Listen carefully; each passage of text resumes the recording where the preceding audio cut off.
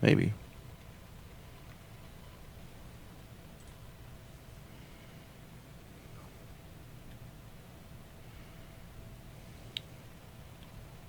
It's still saying, oh, there it goes. I think that's going.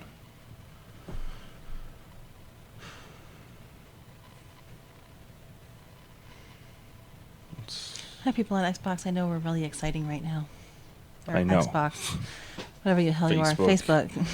I know. I'm sorry. It's just, there it goes. Started our stream on there really early. There we go. It just takes like a couple minutes. Like it takes a minute or two for it to switch over, and then it plays a 30-second ad. So, all right.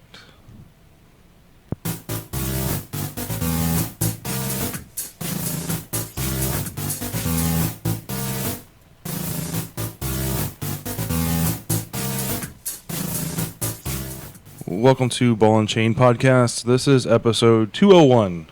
We're actually recording this one, like the video portion of it, because, you know, episode 200 just was terrible, and Twitch decided, you know, hey, we're not going to record your video for you. But luckily we have the audio, so we're able to fix that. So on YouTube we've got our audio actually on there. Unfortunately, no video. But anyway, got a big show planned for you guys this week. First off, what is Ball and Chain Podcast? Well, we are a video game show, but entertainment. I guess entertainment. We started out as a video game show, but we've kind of branched off since to include books, movies, TV shows. We just don't have time to play enough games anymore. We just don't have enough time to play games anymore. We just like to sit down in front of the TV and, you know, eat shit. Oh. Oh, no. Tell you what just came out that I want to play is Dead Rising 4. So maybe might Redbox it for a night or two just to kind of get an idea about it and get some first impressions on the show next week. So let's see here. What do you want to talk about? So our top three this week are number 3. Check News put together a list. I know. You still didn't write them in the order that you want them in. I understand that, and I even tried to flip flop them in number order, and it wouldn't let me change the 1 to a 3. Well, then just put the. I know. Then just put the topics in the order in which you want them. I know. We'll do that. Oh my gosh. Next week. This is killing me. It's a 202 episode change. Okay, it's on the docket to change. Relax. So number 200 episodes to get it right. Oh my God, 202. Yeah. Anyway, so Shack News put together a list of their top 7 shooters that needed revitalized. We're gonna go over those, and I wrote down a couple that I would like to see added to it that weren't on the list. I feel like they left out a couple big ones. Trailers is going to be number 2. We had the PlayStation Experience, Sony's press conference or whatever, to release a whole bunch of new trailers and announce new games and stuff like that. So we've got a whole bunch of trailers that we're going to blow through. Actually, there's only 3. So Last of Us, Resident Evil, and Uncharted. Which is really long. We might. Well, we're not gonna watch all of it. We'll talk over it. We're not gonna play the audio. We'll talk over it. Them. And then number 1, we kind of cheated. We put 2 together for number 1. Is the latest Walking Dead episode. We're gonna recap that one and the Westworld finale, which Yay. I spelled finale. Finally. Westworld finally. Westworld's finally over. Thank God. Oh. That's sad. All right, so if you head over to shacknews.com, they've got a list of games that they feel... They wrote a pretty good article. They talked about how like Doom and Wolfenstein and Quake and Shadow Warrior, Unreal Tournament, all these really old school games are kind of like... old school first-person games are kind of like just waiting for a remake, kind of like what Doom went through this past year with its remake. And they're just, you know, it's been a while since we've seen these franchises, and, you know, so they put this list together of their top 7, which actually it's kind of weird because there's 8 on here and it says top 7, so I don't know if the person that wrote this can count, but there's definitely 8. What news source is this? This is shacknews.com. It's a reputable source. It is? It is. They just can't I've count never heard of it. They just can't count to 7, or they can't stop at 7. They have to go to 8. But anyway, Can't count to 8. right? Maybe they can't. Yeah, maybe they can't. They just forgot. They just don't know what comes after 7. Right. So the first one on their list, I highly, highly agree. I am totally in agreement with them. Is Turok. Ever played Turok? This was on the Nintendo 64. No. It's you were like this Native American Indian dude who had like these. I don't want to. They weren't. So you didn't have superpowers. You just have a lot. You just picked up a bunch of weapons, and you were shooting bad guys and like shooting dinosaurs and stuff like that. And yeah, it was pretty cool. It was. I think it was ahead of its time because the graphics were. They were good for the Nintendo 64, but there was no first person shooters besides Bond games at that time that, there was no benchmark for this, on the Nintendo 64. So Turok's a lot of fun, I think, with a, graphic overhaul. They did release one on the 360, I believe, but it was pretty terrible. But yeah, going back to its roots and getting back into the actual game, like over the top weapons and things like that, kind of like what Doom has, with like the BFG and the over the top weapons, I think is where this is at. The next one on their list is Perfect Dark, which was another Nintendo 64 favorite. This came much, much later than Turok. They did release a couple, I think there was one for the 360, a launch title for 360 that was garbage. But it just... with it being a launch title, I don't think they really gave it enough time to cook. So it was, it was just very underwhelming. There's Sin, which I've never played Sin. Star Wars Dark Forces, which looks pretty rough. I mean, that looks rough, right? Well, it's let me show you what we're looking at. Well, I can't really show you what we're looking at here. Yeah, it looks pretty rough.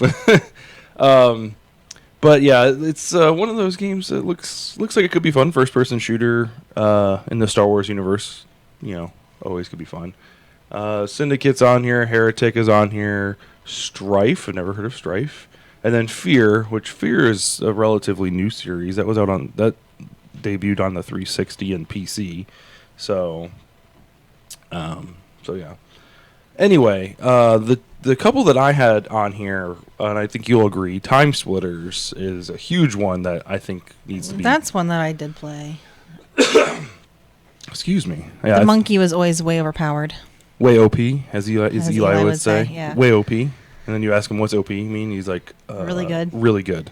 That'd be RG. Really good. No, I think Time Splitters would be a good one. I really didn't get into the story of Time Splitters as much, just more of like the multiplayer shooter aspect. Yeah, that's all I ever played. But the maps were always a lot of fun, very, very different.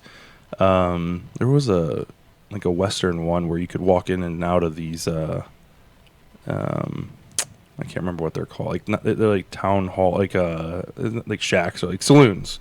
Like you walk in and out of them or whatever. Town halls. Not town hall. You know what I meant. Like, it was like the Western. It was like a Western theme or whatever. Okay. So, and then I also think that Bond. There should be Bond games on here. I don't know why Bond's not on. GoldenEye. Yeah, I played GoldenEye quite a bit. Yeah, I didn't have it. I don't think GoldenEye specifically, but like a decent Bond game, one that's not related to a movie, because I know GoldenEye was a movie game. But I think they found a little bit of luck, kind of like what Turok did, and there wasn't really a lot in the first-person genre.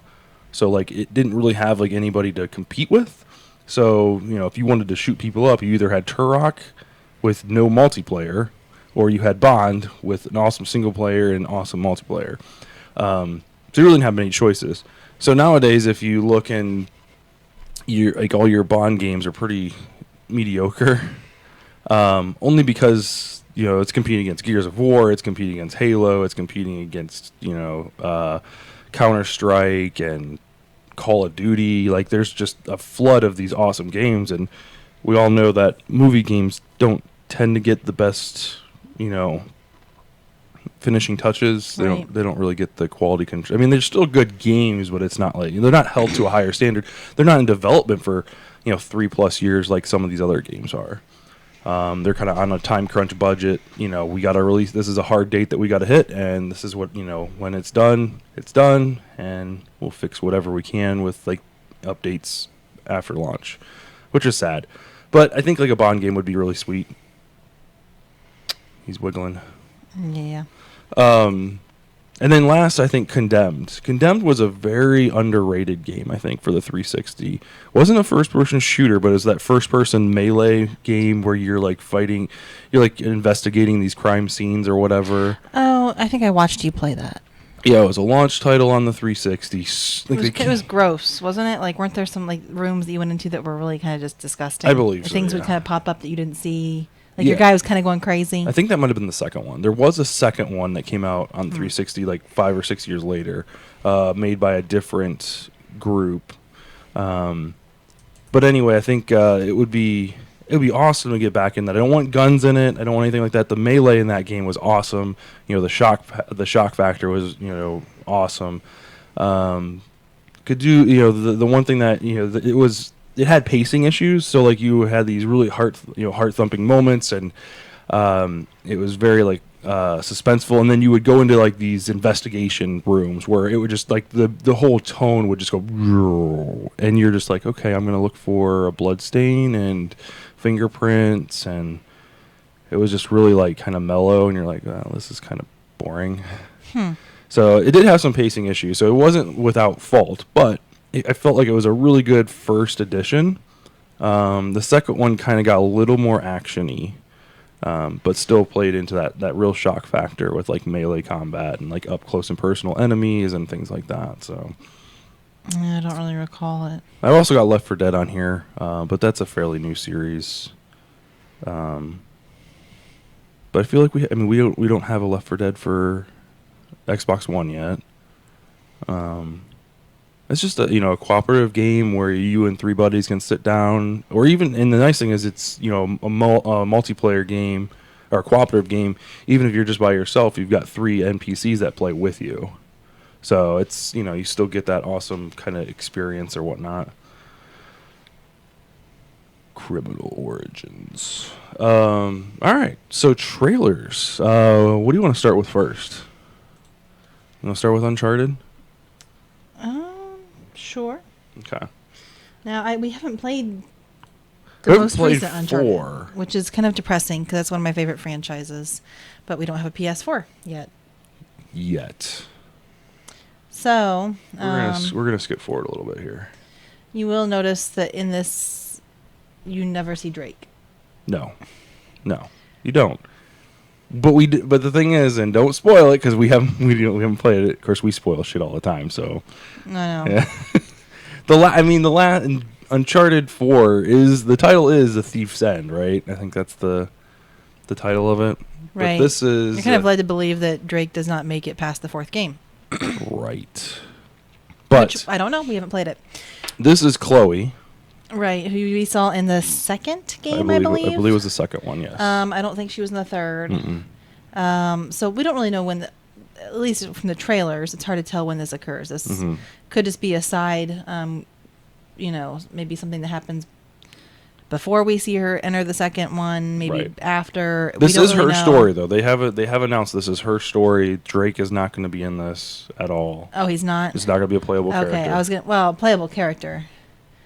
That's what I was going to say. I wonder if he does end up, like, you see him in a cutscene or something. That would be interesting. If this shows maybe when she meets him, or who knows. I obviously don't. This is the first I've actually ever heard anything about it. I kind of would like to see if this was maybe how she and Drake kind of got to know each other. Sorry. There you go. The one thing, like, after watching this, the one thing that's really that I appreciate from the Uncharted series, and Naughty Dog does an excellent job. I think the first one was kind of but in this aspect at least, when in such a linear game, the cues that they give you on where to go are almost perfect. Like, they're not like the case would be Mirror's Edge, like the opposite case would be Mirror's Edge, where you want to run towards the red stuff. Like, the red stuff is the stuff that you can interact with, right? Like, the board that you want to run across to the other building is red. The ladder that you're going to climb up is red, like solid red. This, on the other hand, like, this door that you look down this alley is is this very descriptive or a very detailed oriented door. It's got a light shining on it. Yeah, you can tell that's where they mean for you to go. Right. It's a very focal point centric of this, like, this scene that you're looking down. And then also, like, when she was crawling underneath the fence, like, there was no sign that says right here, ding ding ding. You had a few beer bottles and a few like colored cans or whatever that were underneath, kind of attracting your eye. But there's a couple instances in this game, or in this trailer at least, that they use that. They're trying to flag you over to a ladder later on in this, and you'll see. And rather than pointing you in the direction, there's like this cloak that's hanging over like a nearby stand or whatever. So like it's wavering in the wind, it's blowing in the wind. So it's it's attracting your eye there. So I think to me it's just really sweet. I mean, they just use good ways of pointing out to you, hey, over here, this is what you need to do, without being super obvious. Right. The other nice thing is they don't use like point markers or whatever, like, oh, you're 15 kilometers away from the exit. And, well, at least in the trailer there's not, and I can appreciate that. It's just overall it's nice it's refreshing. It gives the player a little bit more immersion and all that good stuff. So first time I saw this, I thought there was a hole right there in the roof. I was like, no, don't walk in the hole. That's what I keep thinking too. But it's water. Like, reflecting what's above. Yeah, I know. I thought the same thing the last 2 times I've watched it. But yeah, and that's the first time I was like, oh, she's walking on a rickety roof. She's going to fall through. But nope, she doesn't. The other cool thing that I noticed about this trailer is she doesn't use any weapons. She's using a lot of hand-to-hand combat. And that's something that the Uncharted series kind of shied away from. Like Drake, basically murders a lot of people in gunfights. There's a lot of gunfights, but there are some more like flash action, like right. I'm hoping that this is more like Assassin's Creed-esque in combat style, like very like swift, easy combos and things like that. The other thing that pops up here is she's got I can't remember her name. They announced it. I think it's Nadia or something like that, or Natalia or something. It looks like there might be some co-op opportunity. At least in the combat up ahead in this trailer, there's a lot of like 2 people fighting together or whatever. So anyway, so we need to get a PlayStation 4 so we can play Uncharted 4. Yeah, we do. Do you want to just get Uncharted 4? Is that the only game you want to play? Yeah. Because I think you can rent the PlayStation system. 4. Right. So rather than spending $500, I believe you can rent one. Maybe if we get a couple days off, when you're not doing photography, we'll rent a PlayStation 4. That sounds weird. I'm off all the time now. You are off all the time now. Kind of. Kind of. Yeah. See, there's her buddy, her cohort in crime. Sorry to those on Facebook. You can't watch it. If you're watching on Facebook, you definitely need to go over to twitch.tv/BC podcast. Or watch it on YouTube when we're done. Or you can watch it on YouTube when we're done. YouTube.com/72DPI online. So, Uncharted: The Lost Legacy. So, that is that. The other one that... where did it go? The other one that I'm interested in, I don't know if you're so much interested in, I apologize, is Resident Evil. Like... Yeah, I never played any of those. Resident Evil is super fun. It's too scary for me. Oops. It is scary, and recently it's kind of gotten into... Most recent iterations has gotten into more of a... Ew, that's gross, kind of like... Yeah, kind of zombie-ish type. I guess kind of zombie-ish, but like the originals were very shock value, like very like open a door or walk past a window and hands fly through. Right. Yeah, I remember some of that. Kind of like piss your pants type of stuff. Silent Hill, I think, was kind of similar. Exactly, like the old school. I never played either of them. I just kind of watched other people play. Right, the old school Silent Hill games, and the one thing that the original Resident Evil had going for it was there was a lot of going back. Treading the same path, and things would be changed. Yeah. So you would have like hallways that you would walk down and nothing would happen, and you would think you'd be walking down the hallway and you'd be like, oh, there's something going to jump out of that window, Zombie dogs, and that window, zombie dogs or whatever going to be jumping out of windows, and you'd walk through the hallway and nothing would happen. But 5 or 6 hours later in the game, you walk down that same stupid hallway and you're like, oh yeah, this is good, and you walk through, and then sure enough, something's happening. Right. So Capcom's really, really good at planting those types of elemental themes elements and themes inside the game. The last few that I've watched you play really haven't had that horror aspect to them. Right, because they're more like third person. They feel more like Gears of War, like third person shooter, like shoot 'em up. Some kind of experiment gone wrong or alien right, type. Huge alien, got flashing orange gold thing on its body where you need to shoot. This, on the other hand, and they've said before, this isn't an announcement by any stretch. It's more of a hey, it's coming kind of thing.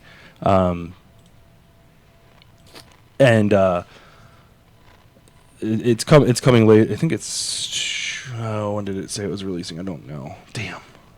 Anyway, it's more of another release trailer, so it's not like a teaser or anything like that. But it's going to go back to the originals type of series, which I'm excited for. Dark, spooky rooms. Yeah, exactly. Mansion, Raccoon City, the mansions type of dealy. I don't know if it's going to go exactly to the mansion in Raccoon City, but there. Same vibe. Right. And then the last trailer. This is more of a teaser. And I apologize because we're not going to play the sound. You have to go to, it's on Shack News. It's pretty much on any website. Kotaku's got it. The Last of Us Part 2. This is a teaser. There's no release date or anything like that yet. Look how gorgeous that is. That's amazing. I didn't play this one. I may have watched you play. Was this the girl that was immune to zombie bites or something like that? I don't remember if she was immune. This is the one with the clickers. The ones that would... I don't remember they were like the zombies that but wasn't would twitch. The guy that was escorting the girl to the city because she was immune and they were going to do experiments on her? I think it was something like... Yeah. That's right. That's exactly right. Right. She thought she was getting out to safety, but really they were going to do experiments on her or something like that. Okay. That's right. So this is another trailer from Naughty Dog from the PlayStation Experience from this past weekend. And one of the cool things about this, and that we really haven't seen in too many video games, is main characters and our protagonists aging and like showing signs of aging and like growing up and stuff like that. Whereas with a game like Halo, the Master Chief, of course, is, his armor changes and he gets scuff marks and stuff like that, but you really don't see him like evolve, right? Like physically evolve. Whereas in the characters with Last of Us, you definitely see them, changing. It's a very depressing series right here, where she's just she's got blood all over her. There's a dead body in the room. She's kind of demented. I think she's kind of losing a grip with reality. Could be. So you're in like this post-apocalyptic world, and she looks to be very much alone. She's not alone. She's not alone because she still has. I can't remember. I'm terrible with names. The guy. I don't remember the guy's name. But they're still traveling together. But she's not. Be a pretty lonely existence. Oh yeah. But it does look amazing. Now, granted, this isn't gameplay. No, not at all. But ugh. I know, right? Sorry for those on Facebook. Just lots of gore. It's not. It's still. It's dead bodies. But yeah, dead bodies. Dead people bodies. Who Blood on the obviously wall. have shot themselves in the head. She's playing guitar, just kind of rocking out. Yeah, with blood dripping down her face. I think she's crying. Crying blood?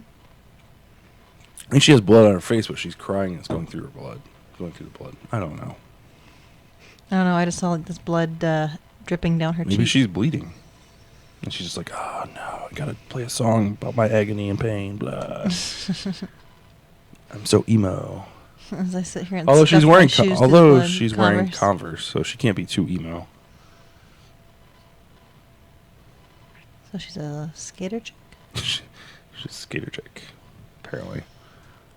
But anyway. Why won't they show us her full face? There she goes. Oh, she is bleeding. She Oh, is. She's got a smokes. gash in her forehead. Yeah. Hmm. So, again, it's, a long ways off. But and they say on here the one thing that was interesting is the subtitle, right? So there was a lot of talk about what should we name the second episode or the second series, and they went with The Last of Us Part 2. Basically not really giving it like, a thief's end or, Drake's Fortune or what, I mean? Like there's no like real subtitle. It's just showing you that, this is just a continuation, like kind of like a season 2 of our storytelling. So I really enjoy Naughty Dog's, approach to their title. Something they could have gone with something completely cheesy and they didn't. They kept it real serious. So hats off to them. All right. You want to talk Walking Dead or do you want to talk Westworld first? Spoiler alert. We're going let's do Walking Dead since Westworld is the finale. The finale. All right. So, spoiler alert. This is fair warning. If you have not watched the latest episode of The Walking Dead or Westworld, we are going to talk about it in somewhat detail. We'll try not to be too spoilery, but it might slip out. So, if that happens, it's going to be spoilery. It's going to be spoilery. Spoilery. It'll be spoiled. It will be spoiled, and you will be pissed. So, anyway. So this episode, what happened? It's a very Negan-heavy episode. Right. Oh, this is where we see what happens with Carl when he sneaks off to Negan's compound. Right. We also get to see a little bit of what Rick's doing. He's out scavenging with Aaron. Aaron? Yep, Aaron. Yeah, they come across a sign on a gate that says, you will be shot on sight, or something like that. Right, like I'm a crack shot. And right. I warned you. I've got grenades, and there's like this whole big spiel or whatever. Right. I mean, we don't see a whole lot about what they're doing, but they've basically decided that they're only going to go out for one day and head back home. Right. They're going to get everything they need in this one. But to kind of close up their part of the episode, they ignore the warning and go past the two sets of signs or whatever they come across, and they come up on like this pond. It's like with a houseboat. Right, there's like a houseboat, and it's just like this huge. I don't want to say huge. I mean, it's a decent sized pond, and there's zombies. There's zombies all in this pond. Yep. So yeah, that's a thing. That's a good way to protect yourself. Yeah. So that was kind of a small part of the episode. We see Michonne for a snippet at the very beginning. Dragging walkers. We don't really know why she's dragging walkers to begin with. They paid that off. Right, I'm saying. Oh, okay. That's why I said to begin with. Yeah, to begin with. Yeah, and then they leave her until the entire episode and come back to her at the very end. Right. Basically, she made a barricade in the road.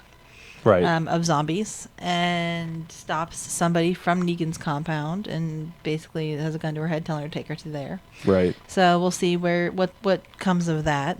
And then another. Go ahead. You go for it. Are you done with Michonne? Yeah. And then we also see, what's her name? Rosita. Rosita, and thank you. And that's Eugene. a bullet. Yes, they're making. Rosita asked Eugene to make her a bullet. He finally got there, and there was this pretty funny dialogue between the two of them about him not wanting to, or him trying to slow her down, or whatever. He does make her the single bullet. But the interesting thing about all this is our characters are so spread thin, and they're all kind of going about it in their own ways. Like, I want to get back at Negan, but I don't want anybody else to help me. Right, which is not a good method. God, I mean, no. They're always the best when they work together. Right. So. I mean, they can kill entire compounds when they work together. Right. So here you've got Rick, who's not fighting at all. Right. Farmer Carl, Rick, who wants to go in and just shoot Negan right there. Mm-hmm. Michonne, who's going in to find Negan by herself, and Yep. Rosita, who's taking a single bullet, and I don't know if she plans on sniping him or with a pistol. how she plans on know. getting to him with one bullet. I don't know. I don't know. So anyhow, most of the episode focused on Carl. Obviously, he's in the back of that box truck when we last see him. Yep, he tricked Jesus into jumping out early. Yeah. Jesus is like, we got to jump out now. And It's like, you show me how to do it. you show me how to do it. And Jesus jumps, and he's like, oh, man. Right. Like, come on. Carl's like, bye. Like, you were never a teenage boy. Like, seriously. Anyway.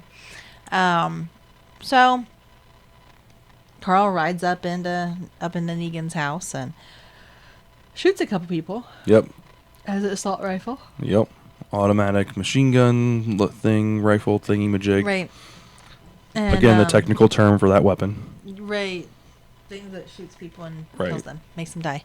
I'm surprised that they didn't just shoot back. You know what I mean? Like, you've got two guys in this van, like on the tailgate of this van, pulling stuff out or whatever, and all of a sudden, you know, from the towards the cab, the front of the cargo area, just bullets start flying. Like, you would think that these people would just automatically, you know what? You know, two people just fell over dead. Let's just light that thing up. But no. Right. So they get Carl to stop. Right. Take him up to see Negan. Actually, Negan's out there. Yeah, that's why he started firing, I think. And Negan, of course, takes a liking to the kid. He's like so laid back. Like, you just saw this kid light up like two people dead, and you're just like, you probably like. I love his saying. He talks about. He's like, you probably picked that gun because it looked cool. Like, and you know, and he's like, I respect you, man. You're a badass. Like, right. Completely like trying to play this kid. And you think? and Daryl is there watching this whole thing go down. And that's something else we don't get to at the end of this episode. Anyhow, Daryl's there.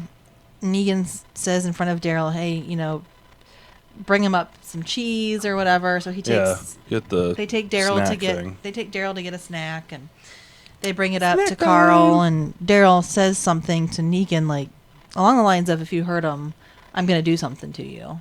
Right. And so they put him back in his cell. At which point we see a note slipped under the door that says, "That was at the very end. Run now." That was at the very end. Okay. Yeah, because that was when they were in. That was at the end after when Negan was taking Carl back. They were in the van. And sorry, we're kind of disjointed here. I apologize. Yeah, but before that though, the big scene was, one of the two big scenes is when Negan and Carl are sitting down side by side or facing each other or whatever. I was kind of going more in the line of talking about one character at a time versus like in. Oh, okay, that's fine. Go for it. And that's fine. You can. So when Negan and Carl are driving off towards the end of the episode, you're right. He gets kind of sent off to his timeout. Saying to run. Yeah. I think that's another test. Like, it could be. And in the preview for the next episode, he was told to get out before. You see him running. Like, come on, dude. Like, make up your mind. Like, if you're trying to escape, like, being told to escape is probably not. You got to think on your feet, right? Like, if you're being told, okay, it's time to escape, that's probably a test, right? Could be. Knowing Negan, it would be, but Negan's not there, so. Right, but he's got I mean, like, we've seen Dwight has a very Negan-esque approach to things. And he's got his other buddy, too. The guy with the mustache that's now over the hilltop. Hilltop, right. I don't remember that dude's name. I don't either. Anyway, so Negan and Carl. Negan's kind of trying to strike up a little friendship with Carl to an extent. He also says that what Carl did, killing the two guys, can't go unpunished. Right. So what do you want me to do? Right. And so he doesn't know what he should do about him. I think because he likes Carl. Right. In a way. I have a feeling we see Carl's eye right. So Negan says, in a very colorful way, take off the eye patch. I want to see what's underneath there. You're like a Christmas present waiting to be opened. Right. I want to see what's in there, man. It's Christmas morning. Yeah. Which then Carl starts crying, and Negan seems apologetic. Right, and I think he starts crying because of what he says afterward. Says after that, not the fact that he's unraveling his eye or whatever. I think it's what Negan says about it afterwards. He almost insults the kid. Well, but that it's disgusting and that what girl would want to see that. Right, and stuff like that. But he does pay him kind of like, dude, that's badass. Like, no one will fuck with you. Yeah. Like, literally. Don't cover that back up again. Don't cover that back awesome. up. You know. But it's hard to say. Negan is, and I guess that's one reason why I kind of like the guy. He's so hard to read. Right. You don't know if he's just fucking with you. Right. I think he if he genuinely likes anybody. Does he genuinely have some kind of a liking to Carl? Right. Yeah. Or does he just act that way so that he can pull the switch and make Carl think, hey, this guy likes me. And then when he switches, it's a total even that much more of a mind. He's trying to be the cool stepdad is what he's trying to do. Right, because Rick is kind of like bending the knee to Negan. We can't fight him. We have to go scavenge for him, like tail between the legs. I'm gonna worm my way into this kid's heart. Right, and Negan's and then really break Rick when he picks me over Rick. Yep. I think this is a long con, and don't get me wrong. I think Negan does see something in Carl because he talks about how most kids his age in this type of a world would be, and what they saw with Glenn and Abraham would be crying in a corner and would not be pursuing. Carl mentions the fact that he killed his own mom. Right. I mean, he's proved to Negan again and again. Yeah, so Negan even goes, "That's why you're a little serial killer in the making." Right. Which I think was a term of endearment almost to him. Yeah, I think Negan does have a little bit of a soft spot for Carl. Like, legitimately does, but I think it's overall his plan is overarching is to get underneath Rick's skin. I really think that's all it is. Which I guess is probably even more evident when he decides to take Carl home. Right. And we see he makes himself right at home. finds. Are you thinking about the thing with Denise? Yeah. No, Olivia. Denise is dead. Olivia. Olivia. He's like, I'm 50% more attracted to you after you get slapped. Yeah. Oh my god, I love this character. It's like he's got like the right amount of sense of humor and shock factor without being, he's a little over the top, a little showmanship or whatever, but like he's got like a plan, right? Like the governor. That's the same thing with Ezekiel, King Ezekiel. He's got showmanship. That's what. But we're not seeing as much as him. I might like him if we saw more of him. Well, but that's what I'm saying. Like that's what these top leaders seem to have in common at this point. Is this kind of over the top, and that's kind of how they get the followers because they are. They can make a story. People talk about them because they make a good story. Right. Because they're crazy and whether they're crazy psycho bash your brains in with a. There's a reason why Joe the biker only had 4 or 5 followers because he sucked. Yeah, he just wasn't all that interesting. Yeah, he wasn't People that. Weren't going to tell legends about him. And, right. He had a few biker friends that were, interested in the same, after school activity as him. Well, and you know what Negan kind of reminds me of in a way, Hitler. You think so? He has this way of speaking. You see him up on that podium, up on the on the catwalk. On the catwalk, talking to everybody. Mm-hmm. We are the saviors. We bring back civilization. We provide protection. Right. I mean, yes, we're doing some horrible things, but it's for the betterment of everybody. Right. And then the fact that he turns around and tells Carl, he's like, they're still kneeling, aren't they? That's fucking power. Right. And that's, you think of Hitler, he was cleansing the, Yeah, I see what you're saying. Making the world a better place by doing these horrible things. And he was able to talk and inspire millions of people. Right. All the people that followed him, which, obviously was horrible, but so was Negan. So, kind of I don't know. Yeah, but I don't think Negan. But see, here's the thing, though. Negan's I take it back. He doesn't only. He doesn't go in and just kill people, right? Like, but if they don't do what they want. Right. You think about the ones that Tara ran across. Right. The ones in Oceanside or whatever. Yeah, those they killed all the men and the boys over 10 or whatever. Yeah, that's pretty horrible. But. Did we get? I don't remember. Did we get the whole story on that? Did they fail to provide for the saviors, or they just? They were proving a point. Right. I don't know, but he does have a plan. I mean, he's right. You know, there's got to be rules, and these are the rules, and when things don't happen. So, like on this episode, one of Negan's many wives, which he clearly states like, hey, we need if we're gonna rebuild civilization, why don't we fix some of the stupid shit? And Right. you can have multiple wives, or what, or at least he can. Yeah, he gets all the wives. He gets all the wives. But anyway, one of his wives cheated on him with her spouse or boyfriend or whoever. ex-spouse, Right. whatever. And she found out, and then he found out about it, and they put him in. They keyed up what they called the iron. It is an iron. Right. I mean, well, that's what they call it. They call it the iron. And yeah, so Dwight, and the funny thing is Dwight's Melt his face. the one helping him, and they don't show too much of it. They show him pulling it away. It's And I couldn't watch. and it like a piece of skin was like sticking to it. It was awesome. I could not watch. But the dude passed out and pissed himself, and he had Daryl clean up the piss. Yep. But at any rate, back to when end of the episode, Negan visits, drops Carl off at home. Alexandria. Yep. Waiting on Rick to get back, and we'll stay there until Rick gets back. Yep. Spends the night, whatever he has to Kinda do. kicks his feet up, and this is Finds Judith. Yep.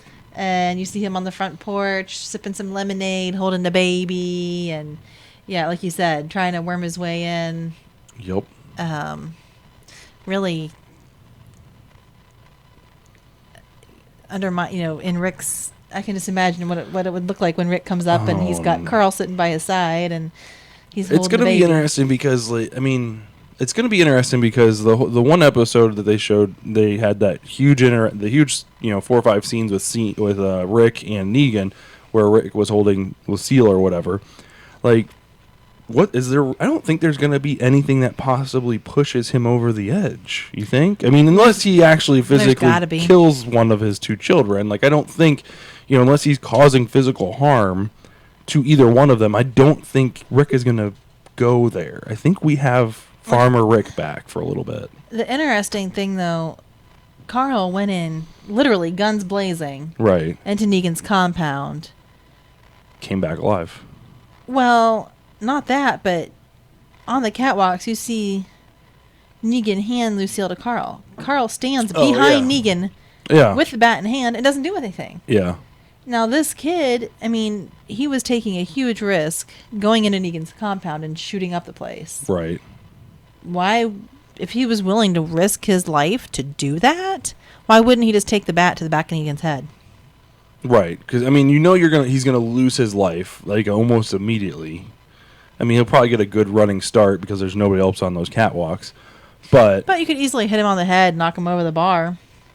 Negan would be done. No, Negan's a pretty big guy. I don't know. He is a pretty big guy, but still. You'd have to have a pretty good... And you'd have to have a pretty good swing to knock, Because Carl's what, like 15, 16 years old, maybe? Yeah, something like that. So he might be... I mean, it's a bat covered with barbed wire, so he very well could... But regardless, I mean, the fact that he was so willing to shoot him in the head, right? Less than an hour ago, essentially, and then there he is trusting him with Lucille. It's kind of a. I'll be interested to see if Carl puts on the bandage after Negan goes away. That'll be. I mean, I think that might be the first sign of, like a wavering of judgment, like, with my normal family I put the bandage on, and now here's an interesting thing too coming up. They've said before that they were going to bandage because it was just too difficult to have too much of the screen time or something, right? With all of the effects and makeup provided. Well, there was recently some news coming out about Chandler Riggs, the guy that plays Carl, and the fact that he's going to be going to college. His dad tweeted that he got accepted to, I think it was Auburn, maybe. And so people were speculating that, does that mean the death of Carl? Is he going to be leaving the show? And so if he were to decide, hey, I'm not putting this bandana back on, I mean, could this signal the end of Carl? I really hope not. Carl is not my favorite character, but he's I would say he's in my top 5. And he plays a pretty big role going on in the comics. Right. But it would be it would be kind of dumb to recast him. Oh God, yeah. And there was also some tweeting by his dad that they have completed their contract. Right. Well, and one of the producers, a producer came out and said, yes, he completed his contract, but Chandler's mom said, yes, he completed his contract, but that doesn't mean anything. Right. Like, and I mean, for a kid his age to give up 7 years of his life, pretty much his entire teenage life, right, to a TV show like this, like that's a huge kudos huge for commitment. That's a huge commitment for someone that of that age. This shows a lot of responsibility. Right, because Dad mentioned something along the lines of freedom, and his mom came back on and said, well, we were just celebrating the fact that he's met his commitment. Right. Not that he's leaving, but that we've met his commitment. They didn't say he wasn't leaving, though. The other thing that they talk about is how the proximity in the conversation with the two parents, the proximity of the school with where they shoot is close enough to where he could kind of juggle both. So, and I mean, if you think about it, one's in Alabama, one's in Georgia.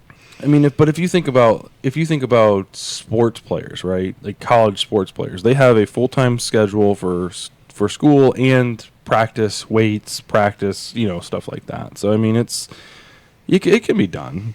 I don't think he's going anywhere. I think people are it's the internet. They're reading too much into it. Could be. So anyway, it was a good episode. I mean, this coming episode is the season finale. The mid-season finale. With 90-minute episode, I think. Uh-huh. Okay. So yeah, this coming Sunday, pretty excited. Westworld finale. The Westworld. I'm so sad. It won't be back until 2018. I know, it's a long ways away. It's very long. So I'm curious to think what. Because it's not even 2017 yet. I mean, we're like 20 days away. We're talking over a year away. I know. You got to remember this was a shorter. Was this 10 episodes? 10. Okay, so it wasn't really. I mean, Game of Thrones is only 10 episodes long for most of the seasons. Anyway, so we got our season finale. We got quite a few answers. Mm-hmm. We found out who, not Abraham, Arnold is. We found out that was Fleet Pryor. Oh, was it? Okay, we found out who the man in black is. Yeah, because Bernard found out Fleet Pryor when he shot himself in the head. Oh yeah, that's right. You're right. Good call. Yeah. Good call. We found out. Well, and it was pretty much common knowledge. I think as one of the biggest fan theories that the Man in Black was indeed William. Right, and that was confirmed. Yeah. But this episode was awesome because you kind of see his turn from like the white hat to the dark hat. Like basically, you see him literally pick up the black hat. Right. Like you see him go into very dark places, like very, very dark places. And we find out about Ford's final narrative. Yep. Which Into the Night. So I think? Yeah, I think it's called Into the Night. Yeah. So Ford basically gets assassinated at the end. Do you think he's dead? Do you think that was him? Well, I wouldn't say he was assassinated. Do you think it was part of his plan to be killed? Yeah, definitely. Okay. I don't think it was him. I think he probably built someone to play the role. Which would kind of go along with their typical twists, how they like to throw twists in there. But I do think it was him. I think it was. So after he unveiled this narrative, let's go back to the beginning here. Okay. About what's going on? Okay. We're kind of jumping around a lot. So we'll start with the Man in Black, and then his friend, or not his friend, William, his future brother-in-law. Yeah, his future brother. Is Williams his name? I didn't know that. The Man in Black? No, His name's no, William. no. Logan. Logan, that's right. I'm sorry. So they're pretty much at each other's throats. Williams got him pretty much tied up on horse. He does have him tied up, naked on a horseback. Naked on horseback, and he the edge of the park. Basically talks about how he's going to take over the company. His future brother-in-law's. He's going to take over his future brother-in-law's company because you've just gone mad. You're not very sane anymore. Well, and he's believes he's found himself in this park. Mm-hmm. And the reason they were there to begin with was that the company was looking to invest in this Right. park, or invest more. And so William, or the Man in Black, 30 years ago, decided that he, in fact, it basically is in love with this place. It's amazing, and he does pretty much want to own it. Mm-hmm. Which we find out he does own. Majority. 30 years later, he does own the majority of the share of stock in the company. So, and it's kind of hard to talk about because they are, now we know for a fact, they are flipping back and forth between 30 years ago and now. Mm-hmm. We find out that he never 30 years ago, he doesn't come across Dolores Mm-hmm. until he gets back to Sweetwater is the name of the town, I Yep. believe. Yep. And she's back on her loop. So Yep. clearly running away from Logan's men, she did die in that storyline, and obviously gets wiped and put back on her loop. She doesn't recall him, which I think sends him further into that black hat mode. Yeah, and the thing is, I feel like he's pretty weak, like, as a character. Like, if you think you're gonna, he knows he has some impression on her because of the long, drawn-out, stint he had with her that one time. But, like, it's a robot that's programmed to interact with humans. Like, and if you take that robot out of contact with humans for a while and put it back in its natural habitat, and it, as you call it, it's a loop, it's just going to go back to doing the same shit, right? Until you interact with it and spark this, this memory cycle. Well, but they don't. That's the thing, is she's not supposed to have a memory cycle. Like, she gets wiped at the end of each time, and every time she dies, they start her back from the beginning. Right. So, but when he was seeing her, saw her have little glimpses. He thought she was different. Mm-hmm. We come to find out, everything we saw with her and William was her living through that memory with him. Right. Because, and that was the part that I was having some confusion with, is you'd see her sometimes with William in the pant and top, Mm-hmm. instead of her blue dress. Mm-hmm. And then all of a sudden you'd see her without William in that Right. same top and pant. So you're trying to figure out, okay, is she here by herself Right. in that same outfit? And if so, how did she get to that outfit? But we kind of realized that she was by herself on that train. But 30 years ago, she was with William on that train. Right. So she would see him in her memory. And I think she was basically going through the actions, talking to herself, talking to him, even though he wasn't standing there. Right. She was seeing him very vividly, which is then what leads her to the church, as it's been uncovered by Ford's new narrative, the church, the buried city. Mm-hmm. William ends up back there. Well, was that the original narrative? That was the original narrative that they launched the park with, right? The city that was buried? Yeah. I believe so. That's they they didn't covered it up say it, after, but- and we find out in this episode after she killed Arnold. Arnold, right. Which we find that out too. But basically 30 years ago, the event that happened, Arnold knew Dolores was different, thought she was different, wanted them to be free, the cyborgs, and not have this park. He didn't want them to have terrible lives. Right. But once he realized that she's going to continue to live on forever, and I'm not, and I'm going to have to witness this stuff happen over and over again. Programmed her to kill all of the hosts, Mm-hmm. and then to sit down and kill him. Right. So he kind of had an assisted suicide. Meanwhile, we learned that Ford, in those 30 years, realized his mistake in saying that these cyborgs were not not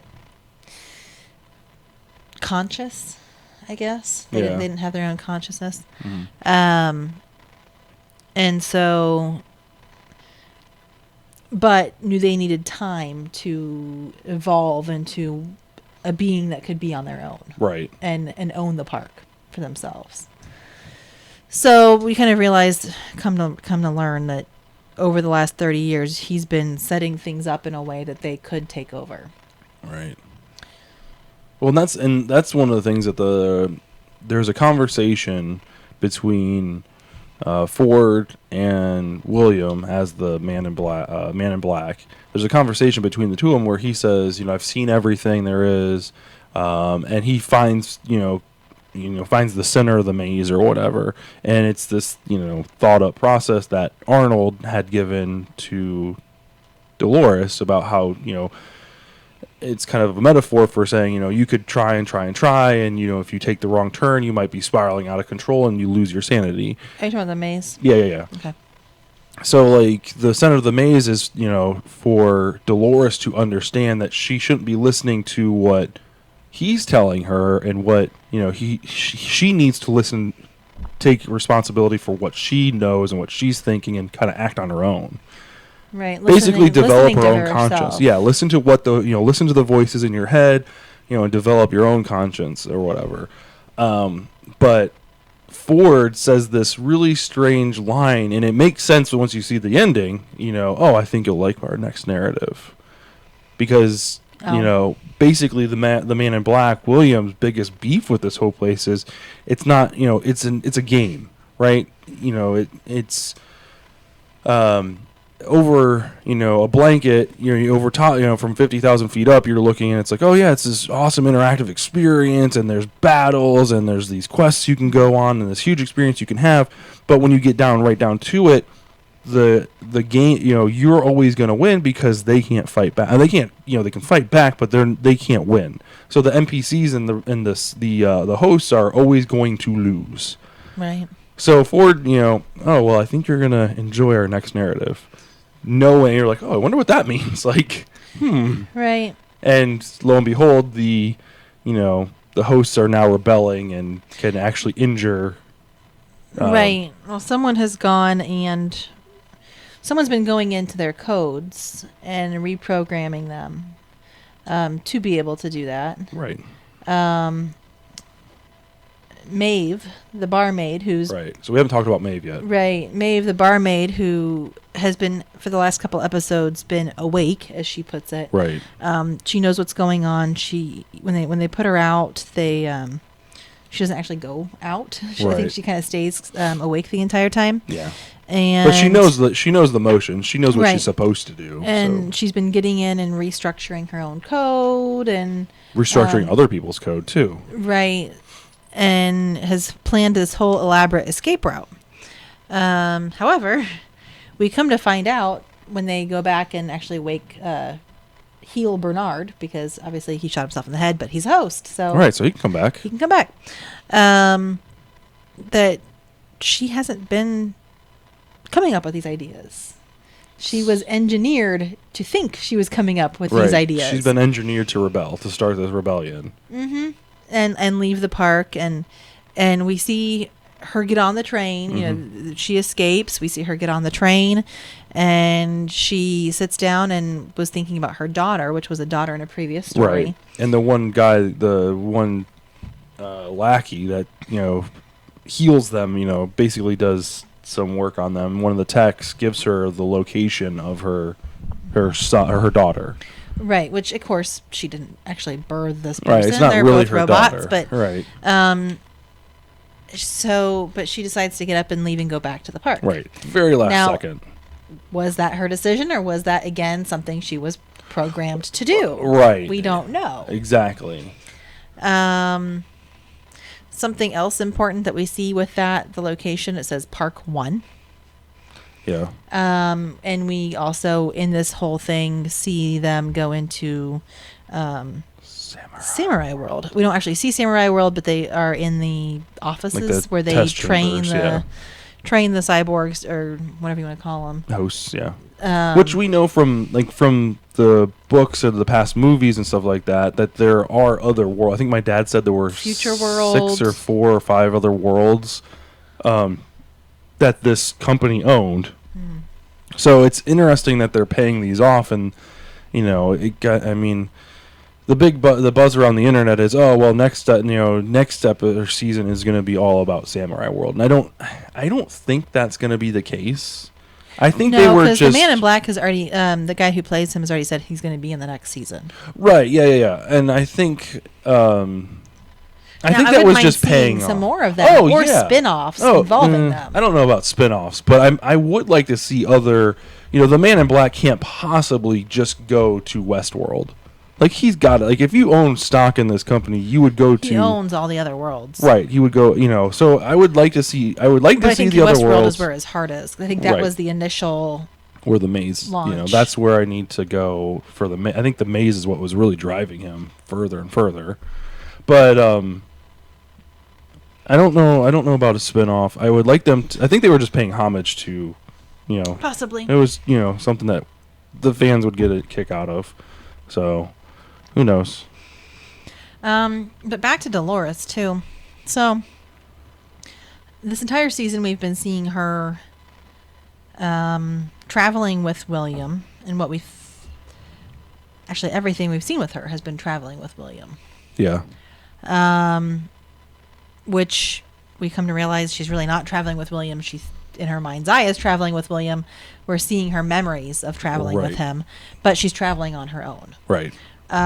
She's breaking her own loop. Yep. And when she gets back to the church, which has been uncovered because Ford's creating this new narrative, she runs back into William, does not recognize him because she shouldn't have memories of him. Right. And he's aged, obviously. She's seeing him as this man in his 30s, and he's now in his 60s. Right. Thereabouts. So he runs into her, and he's looking for the maze. She's there looking for the maze, and he starts to beat her up because she's not answering the fact, where is it? Right. And he thinks it's some physical place. He does. I think. He thinks it's a physical place, and he wants to get to the center of it. And she kept saying, it's not for you. He'll come for me. Mm-hmm. And you see him pause for a minute. And, of course, I think he thinks that it's Teddy, because in her loop, that's her love, is Teddy. Right. And she says William. And he kind of realizes, like, wait a second. After all this time, you do remember. You remember who I am. Right. Well, not necessarily who he is, but you remember William. You remember the name. You remember, who he is. Right. Which is her, the Man in Black. Right. But to her, she's looking at William, 30 years younger William. Like, she's thinking that he hasn't aged at all. Mm-hmm. Well, now she realizes that he has. Right. She still thinks she would recognize him. He tells the story. He says, I knew William. He did look for you 30 years ago. Right. He found you, and this is what happened to him. You weren't. And then she comes to the realization, oh, like, you are William. However, you've also done unspeakable things to me. Right. She remembers seeing him in the barn and doing, other things that he's done, and fights back against him when Teddy comes to rescue. Mm-hmm. Because he was killed. He got sent back on his loop. We see him on the train, and he starts to have rememberings of when Dolores was shooting the entire town 30 years ago when she killed Bernard. Yeah. Or killed Arnold. And he gets on the train because he believes she will be back in that, what was the buried city. Right. So he rides up, saves her. She's, however, been stabbed by the Man in Black and is dying. takes her to the ocean side because she asks to be taken to the ocean side. Mm-hmm. She says, take me where the river ends, or into the sea or something along those lines. And I think it was where the mountains meet the ocean or something like that. Yep, and they ride off. I think we see some more scenes in between there. We see that the hosts and cold storage are all gone. We see that Ford is beginning his little shindig in the city, and then you see that it's nighttime with Teddy and Dolores at the ocean. She's dying, and you think nothing of it. You think, okay, they've broken off their loop together. They're out there, and then all of a sudden, the lights turn on. Yep. And it's kind of like the premiere for this new narrative, right? Which is pretty again sweet. makes me wonder how conscious is Dolores really? Right. Dolores was in the city because she was having, or we believe Dolores was at that church because she was having rememberings on her own of William and was following out her old story. Right. But she was there. But if she wasn't there, how would Teddy have found her? How would the man in black have stabbed her? Right. And then that's what actually led them to be at where Ford wanted them. So the man in black, he was kind of a pawn. Was he really a pawn in Ford's game? In Ford's narrative? I mean, Ford clearly wanted him to stab Dolores, otherwise she wouldn't have ended up dying at the sea. Well, yeah, this is true. I mean, like, so my question would be, because like all these hosts interact with the humans on a pretty deep level. Like, they're very intelligent in the fact that if you say something to kind of throw them off, they'll kind of go down that rabbit hole with the human, right? They can improvise. They can improvise and kind of carry on the narrative or whatever. So it kind of makes me wonder, like, if the narrative was, okay, Dolores, this is your loop right here, but I'm going to recode you. So instead of doing this loop, you're going to kind of break off, and you and Teddy are going to go to the ocean. Right. So, now, just because if you get stabbed, you're going to go to the ocean. No, even if you get stabbed, maybe just being there is part of the premiere. So, like, a different outcome could be maybe they're riding, they're breaking away from their normal world, and they're both riding horseback to the ocean because that's where she wants to go. And maybe, instead of her dying in his lap or whatever, they just live happily ever after. Could be, or maybe if a human didn't kill her, maybe he has a host lined up that would kind of do the same thing. But I mean, it could be any number of things. But I don't think he played the man in the black as a pawn. I just think it was just like, okay, here's your loop, and now we're gonna break off, and you and Teddy are gonna meet up, go to the ocean, one way or the other. Because, I mean, Teddy even says, we need to get you to the hospital. And she says, no. I need to go to the ocean. I've always wanted to go. So, to me, that sounds like she's been reprogrammed. This is your new right. loop. So, how much is she really on a program, and how much is she clearly her own conscious? I think clearly she has still some programmable parts because she made it to the, the thing or whatever. They ended up where they were supposed to be. Right.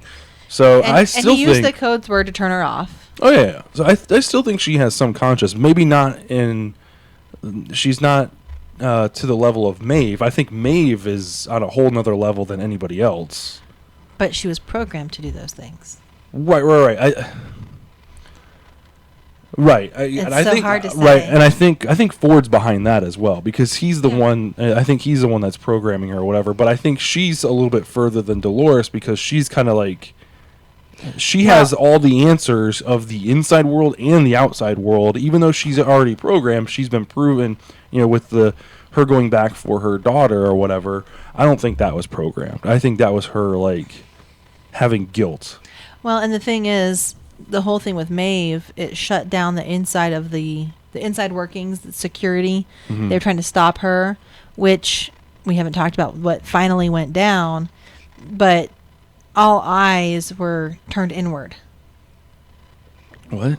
Like all of security's eyes, like everything was shut down. They were watching what was going on inside the operations building and not in the park. Gotcha. Which would be another reason why she was programmed to do what she did at that specific time. Right. She was a diversion. Yep. So basically, going back to Ford with this gala for the opening of his narrative, Teddy and Dolores on the beach. Obviously, Dolores has been killed. But Ford has, talks about this was my new narrative, shuts off the hosts and has them get cleaned up. Before you go any further, do you remember like the directions he gave to? And this is why I think he's still alive. You remember the directions he gave to the people that were cleaning those two up?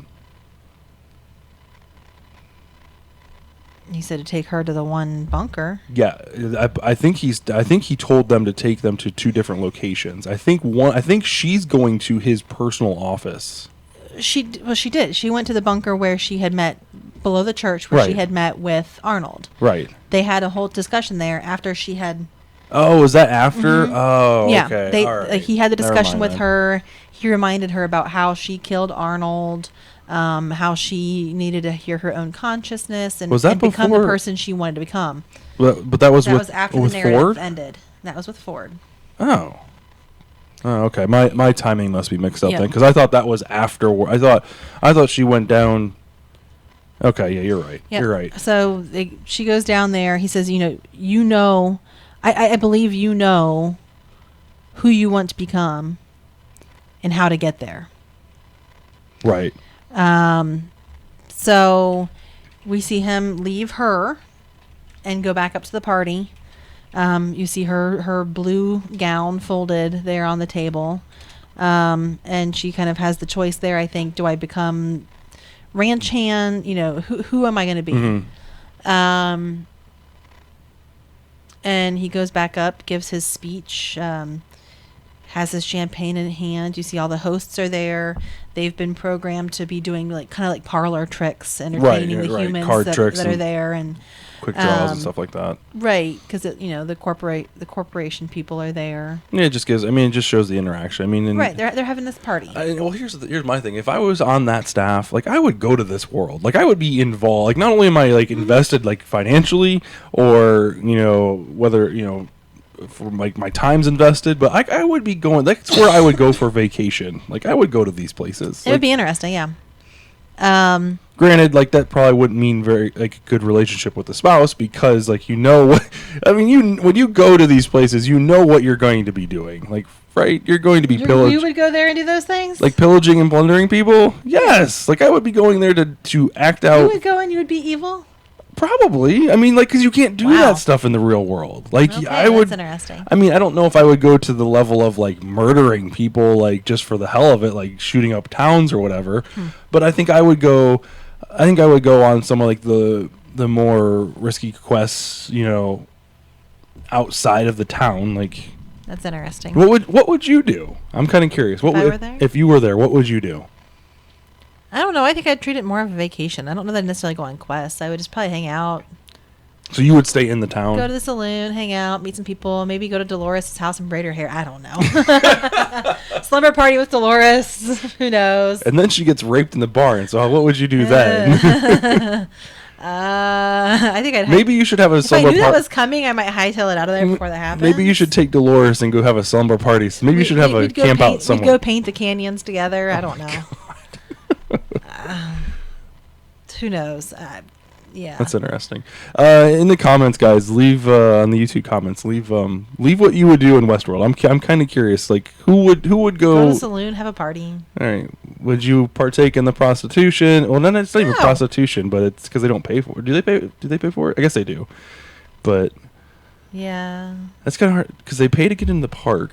I don't know if they actually pay the hosts or if the hosts just give it to them for free. I don't know. Just giving the milk away for free. Yeah.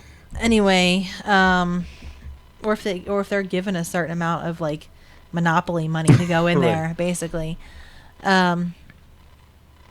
Anyway, sorry, I didn't mean to derail the conversation. Yeah. So you got to the gala. Right, he's at the gala. He's giving his speech. You see the head of the corporate. I'm not sure if she's the head of the corporation, but Charlotte, the girl who's kind of the face of the corporation that's there at the park.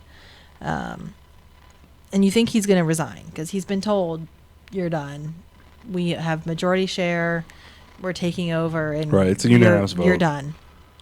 So we think that he's getting up there and he's giving his resignation speech, and he does say, "This is my last narrative." He does, and you see him raise his glass, and you see Dolores walking along, and this is in the same place. But I think it's in the same place where you see her shoot Arnold, which is why I think that it is him and that he in fact meant this to happen this way. I think he programmed her to do this. He wanted it to parallel Arnold's death. And we also see him talk about how he wants the hosts to have that consciousness and to have ownership of the park, basically, like this is their world. Right. This is now yours. Right. So I think he very much means for Dolores to kill him. Same music's playing. It's very much the same kind of thing happening. Poetic. Very much so. And so she comes up and she shoots him and then starts shooting into the crowd of people. At the same moment, Man in Black is kind of broken away from the party. He's off having a drink, kind of just off in the distance. And he turns into the forest behind him. Out walks all of these hosts. I don't know if they're a new host or if they're the hosts from Cold Storage. I think they're the ones from Cold Storage. I think they're the ones that were down in that storage area. Yeah. And they're all coming out. Guns blazing. They start firing. He clearly has it. He gets hit. He gets nicked, I think, in the arm, and he kind of looks down, leaving you bleeding. Well, it shows him he loses flesh. I think he's bleeding. I didn't see that. Well, I mean, even when Dolores is shooting into the crowd, you see people she's shooting. No. Right, you see them bleeding. Yes. Yeah. But he kind of looks at his arm, and something. They're shooting, and he kind of looks a little excited, like, hey, right. He's like, this is what he was talking about 20 minutes ago. Right. Yes! Like, hey, I can die here. This is awesome. Or I can die here. That's awesome. Like, that's kind of like the expression. Like, he kind yeah. The stakes are raised. Right. I mean, it's what he wanted, but he's being faced with hundreds, possibly, of people coming out of the woods towards him. And he's got a 6-shooter, maybe, and it is like Bowie knife thing. Yeah, but I definitely not going to really work very well. I definitely think Maeve was made as a distraction, was programmed to escape at that point as a distraction, so that security would be turning their eyes inward and not to the park. And the other thing that kind of makes me go back and think that maybe she was programmed to turn around when she had the thing with her daughter was, if you remember, I think it was 2 or 3 episodes ago, maybe might have been longer than that, the one tech that she's working with says you can never make it out. It's in your code not to leave, right? So like we automatically assume that's like, oh, when you hit the door, you can't physically move because we won't let you. Well, that's what happened with Hector. Right. He could not get onto the elevator. She did not allow him that. Right, but here's the difference. She's a host. So that's how to me that's how a host would program another host to do something. Like, you're cut off, you can't do this, like, control alt delete kind of thing. But a human programming a host, especially kind of like with what Ford's thinking is, he thinks down to the very little details where he's not like, I don't want to just stop you. I want you to have a reason to come back. So then he's like, oh, well, maybe I just give her guilt. If, each host that he programs maybe has, instead of hitting the door and stopping because, that's the door, maybe they each have this reason to come back. So like if you take Dolores, for instance, if she were to all of a sudden try to escape, she'd be like, you know what, I really need to go get Teddy so we can both escape together, and she gets off the train to go get Teddy, therefore creating this barrier between the real world and their world without actually having the invisible wall. Mm-hmm. So now I'm kind of on the edge of thinking that she was programmed from start to finish. Right. That's what we discussed. We've got somebody here saying that it was the program called Escape, which it was. But we don't know if the program, was she programmed to turn around and come back in, or was that of her own does she Right. have some level of Yeah. consciousness too? And see, like this series, and I hope they don't fuck it up. I really don't. I hope they don't. There's so much speculation that you can have, like with who's real, who's not real, what's programmed, what's not programmed, what's instinct, what's Two things we still didn't see this Elsie. We know she was kidnapped. We don't know if she was necessarily killed by Bernard. right. They're pretty cut and dry when it comes to the people that Right. So we didn't necessarily. And then I can't think what his name is. The other security guy. He had gone into the park and he was faced with. Oh yeah, not the White Walkers. The one tribe. Yeah, and I can't think what that tribe's called, but he was faced by that tribe, and that was kind of the end. He was a Stubbs? douche. He was a douche Stubbs? anyway. Stebbins? I don't Starts remember. with He an was a S. douche anyway. Anyway, we don't see what happens to him, so he's kind of still hanging out there in the balance somewhere. Yeah. But yeah, so you don't think Ford's really dead? I don't think he is. Okay, that's an interesting. I mean, I I'm do. kinda- I don't- But I mean, every time that we've seen his office, there's always been a host being worked on, or excuse me, not worked on, but being created, right? So I would be interested. I'd be interested to go back and see, like, basically a timeline of that one host. we know who Wyatt is. Wyatt's Dolores. Right. Um, Well, at least that's what we think, because she's the one that goes with she's the one who was with Teddy. She was the one who was with Teddy 30 years ago when Murdering. they murdered the entire townsfolk. right. But yeah, I think they even said that she was merged with. I think they even went that far and said that she was merged with Wyatt.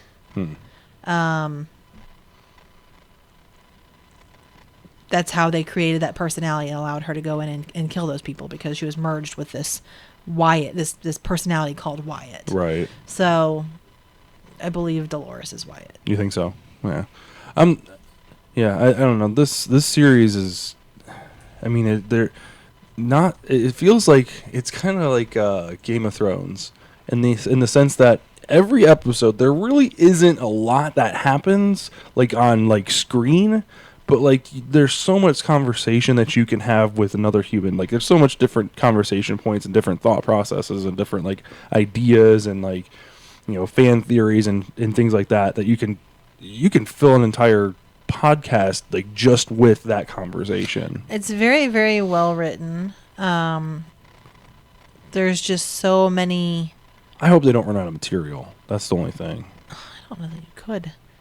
And I think I don't know. I don't think you could. So, all right. Do you have anything else you want to talk about?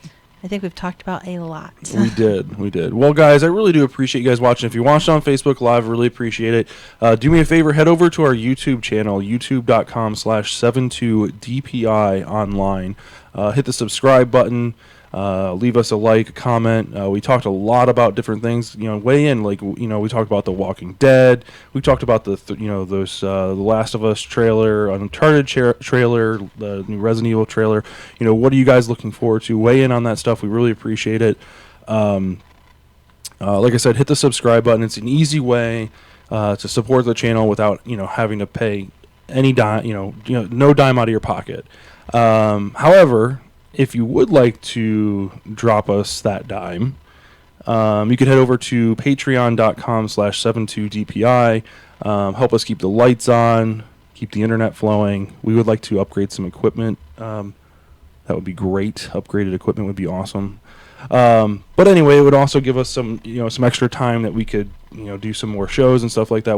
I've got a couple different pre-recorded episodes of things that I would like to shoot.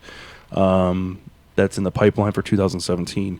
Also, another way you could support the show is Angel's going to post it in the links. There's also going to be a link down in the YouTube channel description to change your Amazon affiliate with ours. So whenever you purchase anything, we get a kickback for that. We really do appreciate it. Doesn't cost you anything. It basically just tells Amazon, hey, Ball and Chain Podcast sent us. and we get kind of a kickback out of that. So we really do appreciate that. Again, doesn't cost you guys a dime. Watch us live every Wednesday at roughly 8 o'clock. We've got the newborn upstairs, so it can take a little bit of time to get him in a comfortable spot. However, this is the first episode where he's been in his crib the whole time. We've got a little monitor. He's moving around a little bit, but yeah. So this was good. This was a good one. So yeah, head over to twitch.tv/BC podcast to watch us live every Wednesday at 8 o'clock, give or take. But yeah, we really appreciate everybody watching. Thank you for Twitch chat. You guys rock. And yeah, we'll see you guys next Wednesday. Good night.